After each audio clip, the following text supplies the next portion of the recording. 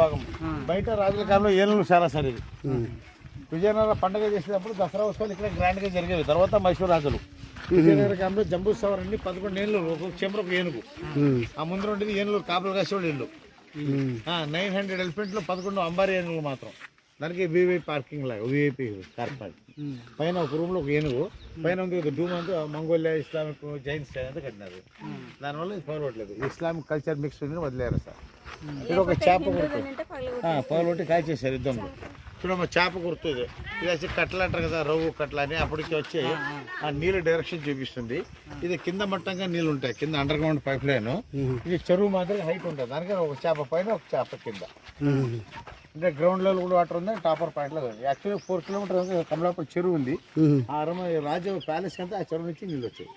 ఆ చెరువుకి నది నుంచి తుంగాభద్ర నుంచి రాయర్ కెనాల్ అని పెద్ద కాలువ ఉంది. ఆ కాలువ నుంచి స్టోర్